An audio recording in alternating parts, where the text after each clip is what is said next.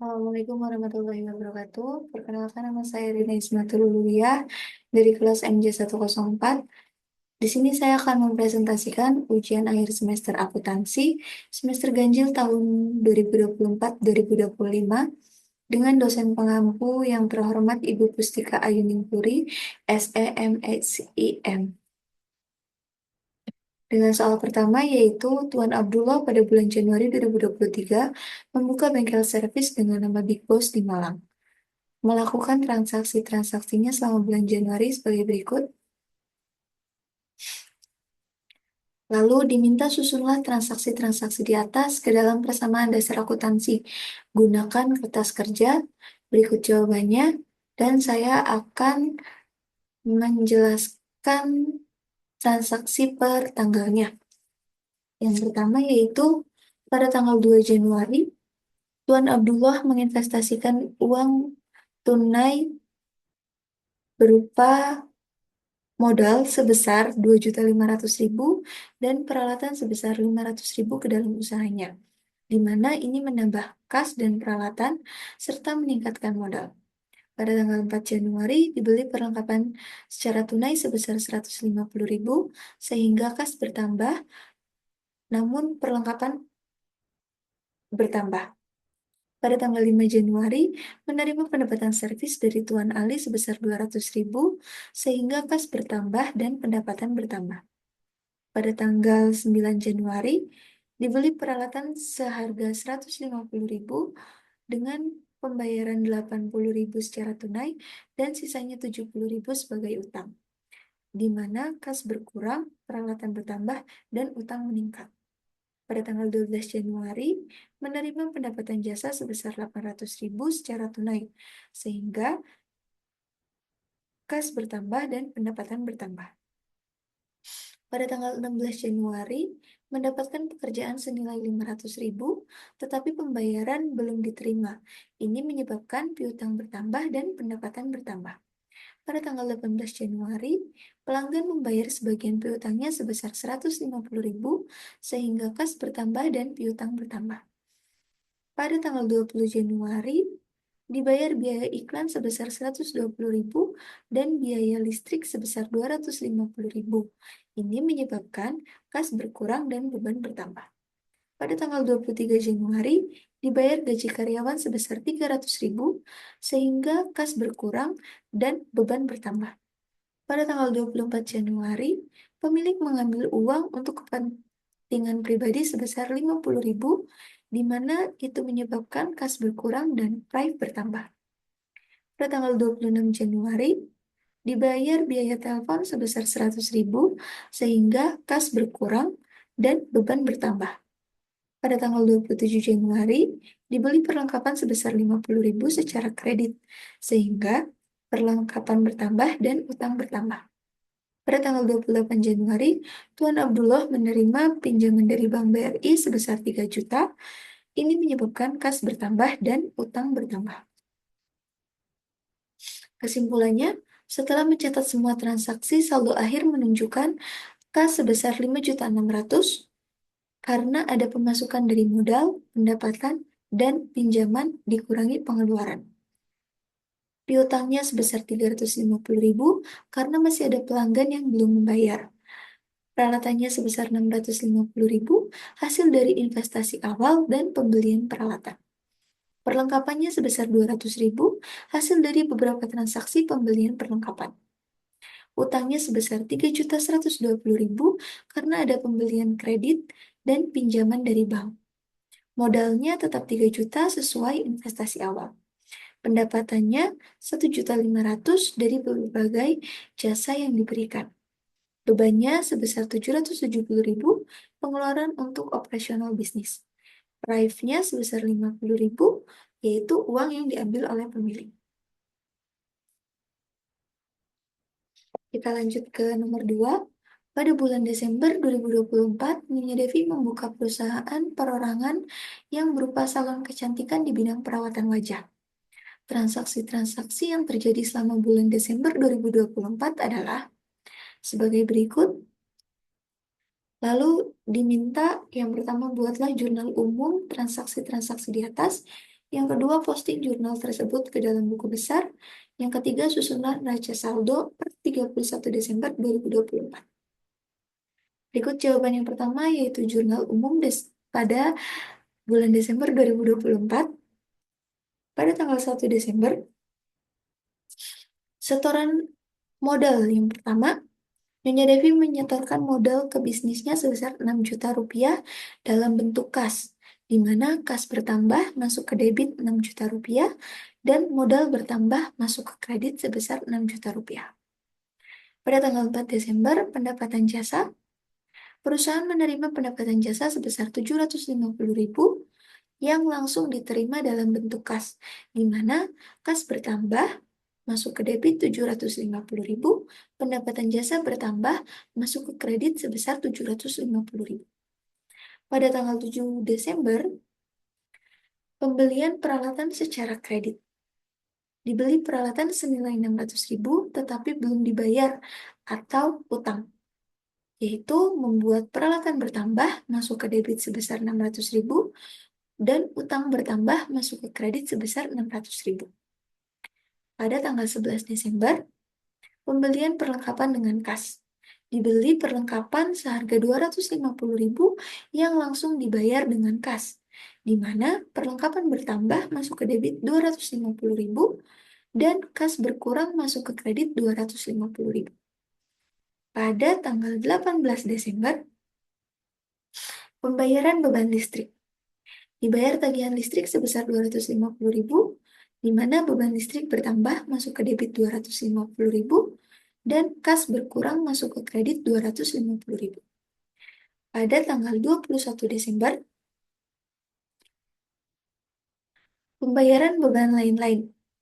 Dibayar biaya operasional lainnya sebesar 150.000, di mana beban lain-lain bertambah masuk ke debit 150.000, kasnya berkurang masuk ke kredit 150.000. Pada tanggal 24 Desember, pengambilan pribadi oleh pemilik, yaitu masuk ke private. Nyonya Devi mengambil uang pribadi dari kas sebesar 100.000, di mana itu membuat private bertambah masuk ke debit 100.000, kasnya berkurang masuk ke kredit 100.000. Pada tanggal 25 Desember, penerimaan kas dari piutang dan pendapatan jasa. Perusahaan menerima kas sebesar 400.000, terdiri dari 200.000 dari pembayaran piutang pelanggan, 200.000 pendapatan jasa yang masih belum dibayar oleh pelanggan, dan 600.000 sebagai total pendapatan jasa yang dicatat. Yaitu di mana kas bertambah masuk ke debit 600.000, kas bertambah masuk ke debit 400.000, lalu piutang usaha bertambah masuk ke debit 200.000, dan pendapatan jasa bertambah masuk ke kredit sebesar 600.000. Pada tanggal 28 Desember, pembayaran piutang oleh pelanggan. Pelanggan membayar piutang sebesar 100.000 sehingga kas bertambah dan piutang berkurang, di mana kas bertambah masuk ke debit 100.000 dan piutang usaha berkurang masuk ke kredit 100.000. Pada tanggal 31 Desember, pembayaran gaji karyawan. Dibayarkan gaji karyawan sebesar 300.000, beban gaji bertambah masuk ke debit 300.000, dan kas berkurang masuk ke kredit 300.000. Yang kedua, buku besar. Yang pertama, akun kas per transaksi pada tanggal 1 Desember, yaitu setoran modal. Kas bertambah sebesar 6 juta rupiah dari setoran modal Nyonya Devi. Saldo kas menjadi 6 juta rupiah.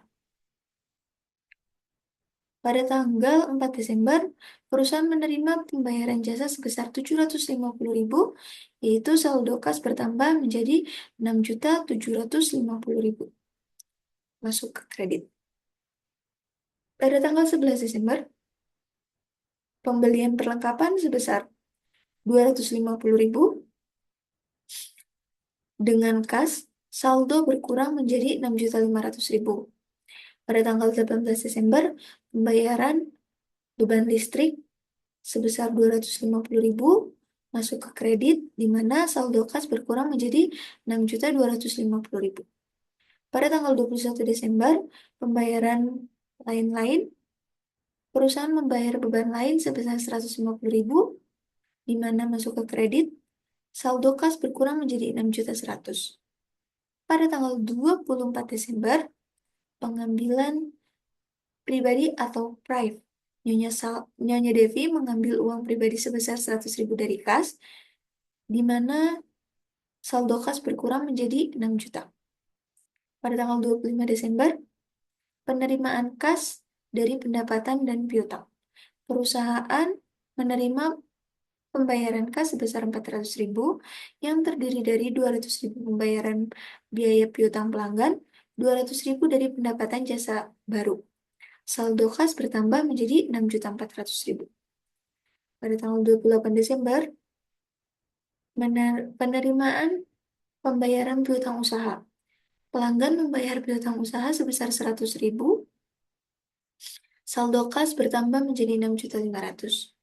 Pada tanggal 31 Desember, perusahaan membayar beban gaji karyawan sebesar 300.000, sehingga saldo kas berkurang menjadi 6.200.000. Yang kedua yaitu akun modal.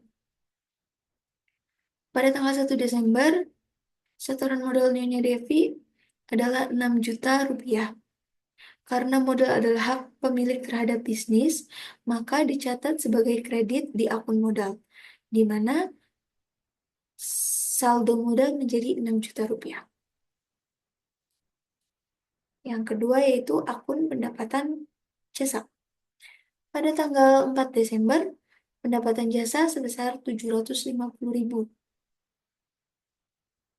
Karena pendapatan bertambah, maka dicatat di sisi kredit dalam akun pendapatan jasa, di mana saldo pendapatan jasa menjadi 750.000 rupiah.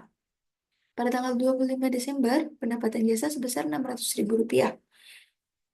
Seperti sebelumnya, karena pendapatan bertambah, maka dicatat di sisi kredit.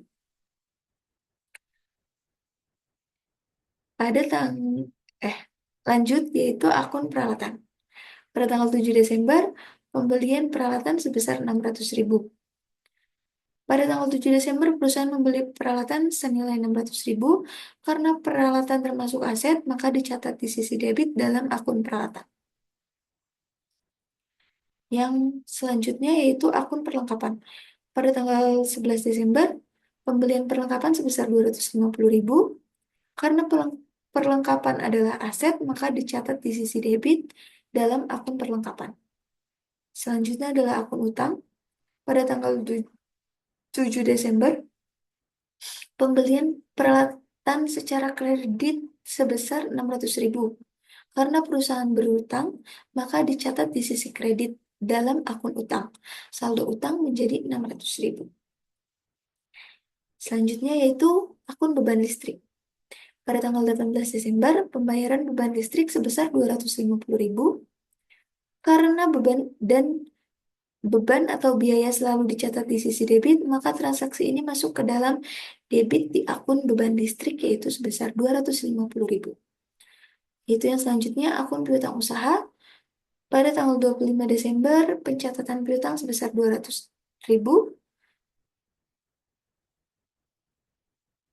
Pada tanggal 25 Desember, perusahaan memberikan jasa pada pelanggan senilai 600.000, tetapi hanya menerima pembayaran tunai sebesar 400.000, sisanya 200.000. Belum dibayar oleh pelanggan dan dianggap sebagai piutang usaha. Karena piutang merupakan aset yang bertambah, maka dicatat di sisi debit. Piutang usaha menjadi 200.000. Pada tanggal 28 Desember, pelunasan sebagian piutang sebesar 100.000. Pada tanggal 28 Desember, pelanggan membayar sebagian dari utangnya sebesar 100.000. Karena piutang berkurang, maka dicatat di sisi kredit, yaitu 100.000. Selanjutnya yaitu akun beban lain. Transaksi pada tanggal 21 Desember, perusahaan mengeluarkan uang sebesar 150.000 untuk biaya lain-lain.